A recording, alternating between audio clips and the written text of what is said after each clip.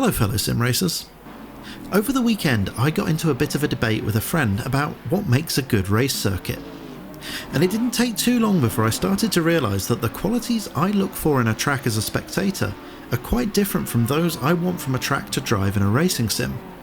So today's video is intended as a bit of a discussion starter about what we as sim racers look for in a racetrack.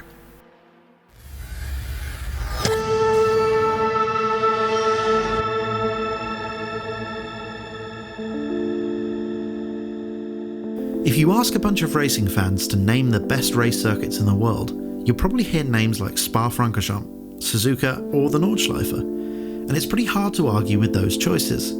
But does what makes those tracks and others like them special translate over to the sim racing world?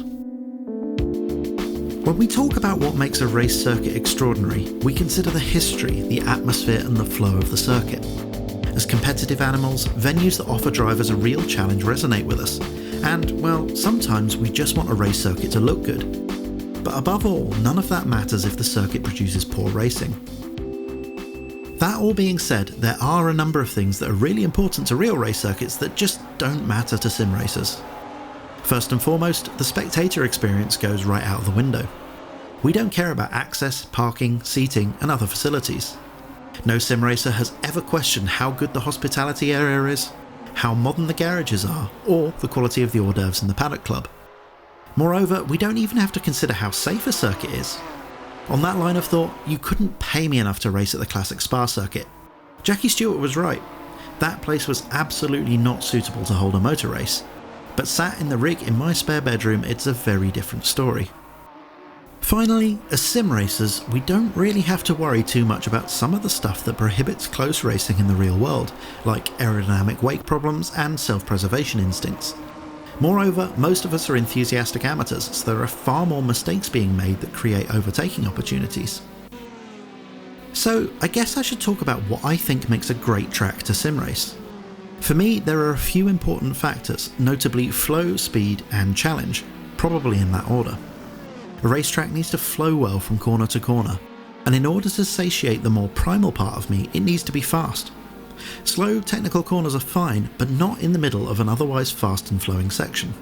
I hope you're listening, Mr. Tilke. And ultimately, there needs to be sections of the track that take time and practice to get right. Whether that's difficult braking zones, fast corners that leave the car right on the limit, or technical sections that make you hemorrhage time when you get them wrong. For me, there are a few circuits that really embody these ideals.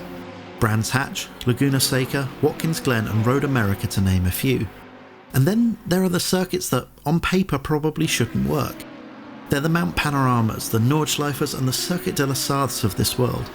Circuits that perhaps don't necessarily tick all of the boxes from a technical perspective, but win out due to their grandiose nature, unquestionable challenge and their weighty heritage.